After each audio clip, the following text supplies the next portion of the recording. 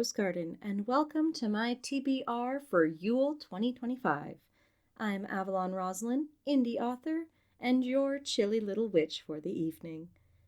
As with my previous TBR video, I am giving myself lots and lots of options to read for this season. Will I get to all of them? Almost assuredly not. In fact, I'd be surprised if I made it through half this list. But I want to give it a shot. I think that having a variety of books I could pick up instead of a strictly assigned schedule worked well for me last season. Not only did I ultimately read more books, including some not on my list, but I enjoyed myself more. And with the new addition of audiobooks into my library, I can get to even more books that I may not have had access to before. One change I am making is aligning my TBRs and wrap-ups with pagan holidays. Yule is the celebration of the winter solstice. Despite the cold days ahead, the sun is returning to its full power and the darkest days of the year are behind us, as the world slumbers and readies for the first sign of spring in February when we celebrate Imbolc. So this TBR will cover December and January. I definitely picked way too many books to try to read in only 2 months, but that's okay. This will be a learning experience so I can temper my expectations better for my Imbolc TBR. Let's begin with my must-read selections for Yule 2025. As it so turns out, I have neither read nor watched Matilda, a fact which my husband was shocked to learn. I somehow missed most of Roald Dahl's works during school. I vaguely remember that one of my teachers read Charlie and the Chocolate Factory to us, but aside from Veruca's scene being changed for the film adaptation, I really couldn't tell you a thing about it. This is apparently an oversight that Ray is determined to correct, and he has lent me his copy of Matilda. I'm enjoying it so far, but man, Roald Dahl sure is, well, a character, to put it lightly, as much as any of the made-up ones that he writes about. I'm sure that I'll watch the movie after I finish reading, too. Right now, I'm wondering if this counts as a supporter request, and if I should do a full review video on Matilda later. I pre-ordered Be Not Afraid from my friend S. Jean, and it should hopefully arrive in December. It sounds like a great time.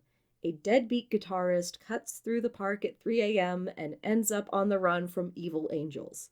I already loved S. Jean's take on folk horror in The Devil in the Woods and the existential dread turned to hope in Hymn of Memory, so I can't wait to read this one.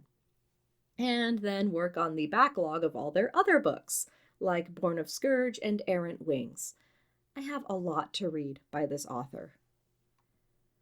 Lastly, I was fortunate enough to receive an advance reader copy of A Colder Home by Jillian Maria, and I will be utterly devouring it. It is just my kind of horror. An amateur film crew on location in a haunted house ends up snowed in with ghosts both supernatural and psychological. I'll have my review up by the time it comes out on February 10th of 2026. I am so excited to read another book by Jill. I adored The Songbird's Refrain and There's Magic Between Us. Easily my favorite author of sapphic romances in spooky situations. On to the might read pile. It's large. Admittedly, some of it is left over from what I didn't get to in autumn, and I won't talk about them again here, though they may appear on screen. I added a few books from my Kindle library to the mix in the hopes that I might finally get to them. Between physical books, audiobooks, and ebooks, I have a very obvious least favorite. My poor Kindle hasn't been charged in years. I mostly just use the app now. I know I'm horrible. Starting with my physical TBR, my mom gave me When the Crow's Away by Aurelie Wallace, which is the sequel to In the Company of Witches. I liked the first book well enough, so why not give the second a chance since I kind of peer pressured my mom into reading it. Since Bryn ended the last book more accepting of her magic, one of my only gripes about the first book probably won't be present in this one, so things can only get better. is what I would say, except I read the first paragraph and realized that this book is set in spring. Somehow, a cozy series jumped from October to spring without stopping for a holiday episode. It's an in-bulk miracle, so I'll be reading this book for the in-bulk season and swap in one of my many holiday-centric cozy mysteries instead. Whoops. I picked up 2 nonfiction books from Barnes & Noble recently, as I'd like to try diversifying my reading a bit more in 2026. The first is a book I've been curious about for a long time but never picked up for myself, As You Wish by Carrie Elways. I have adored The Princess Bride ever since my 7th grade honors English teacher showed it in class. I really need to read the book the movie is based on someday. Reading a book about the movie seems like a good start. Hi, Rose Garden, Editing Avalon here. So I recorded this days before the tragic murder of Rob Reiner and his wife. So that's why I didn't mention it in my initial recording of this.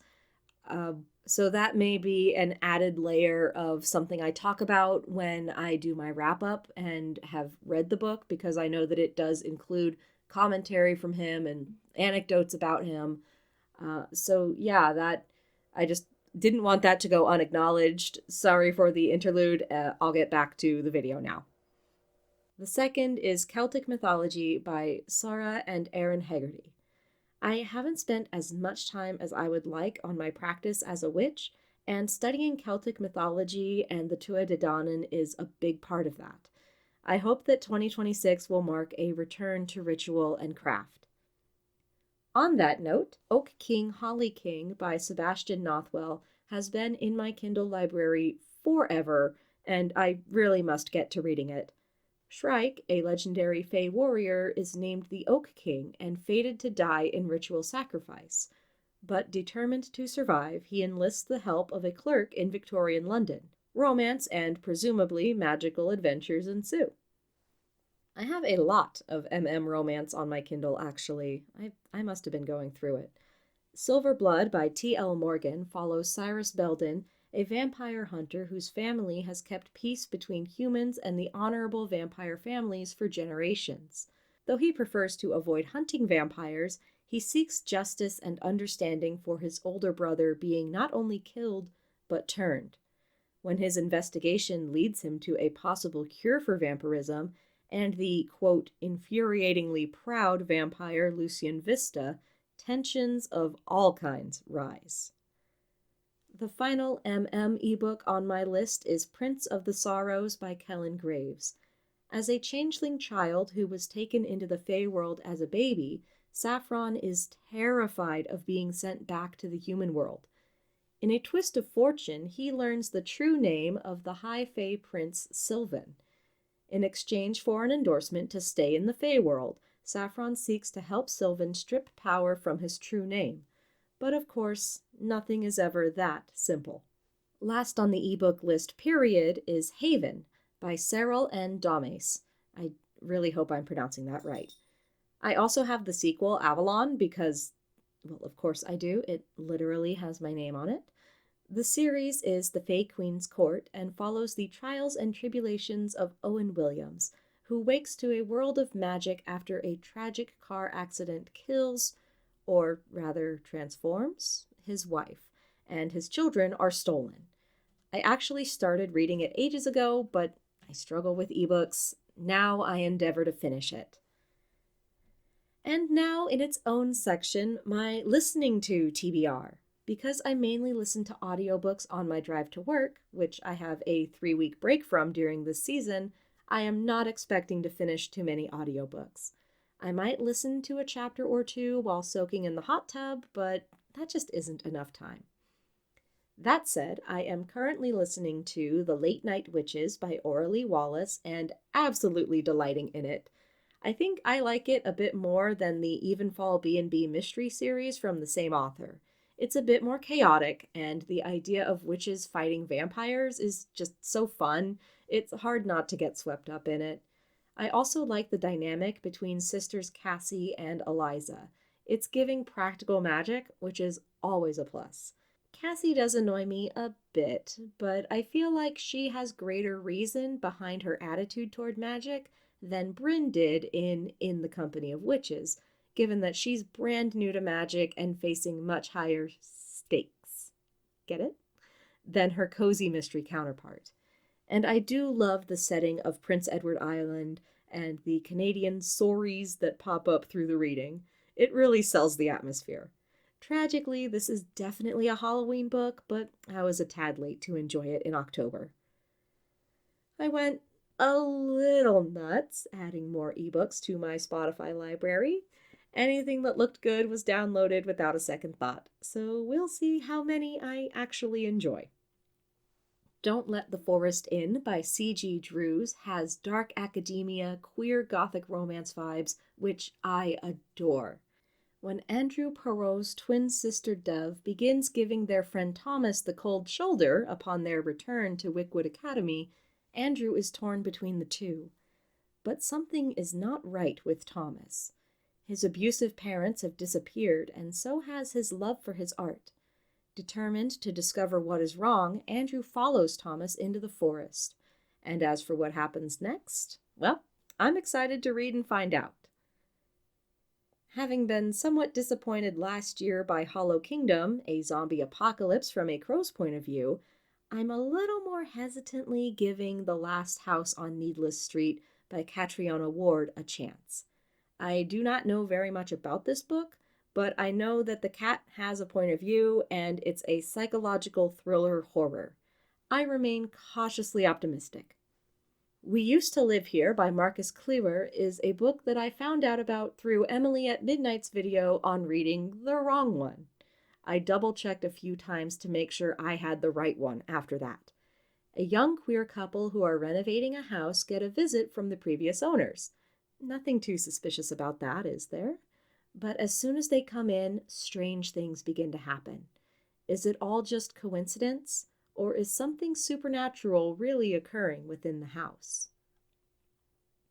Grady Hendrix has been a must-read author for me for a while, so of course I added another one of his books to my TBR. Witchcraft for Wayward Girls is but one more, which will soon be under my belt, and I'm sure I'll enjoy it. Lastly, A House with Good Bones by T. Kingfisher is the final book on my TBR for Yule. It seems like a fairly standard, maybe haunted house story, but with T. Kingfisher at the helm, I'm sure there will be some unexpected twists and folkloric elements to the horror. A lot of people really love T. Kingfisher, but I've only read the twisted ones and was fine with it. There were things I liked and things I didn't. So I'd like to give Kingfisher another go and see if I might like other books from her more. And that's it for my Yule TBR. Which books are you most excited to hear me talk about? Which books do you think should get full review videos? And if you've read any of these books, what were your non-spoilery thoughts on them? Leave a comment below to let me know, and keep growing until next time, Rose Garden.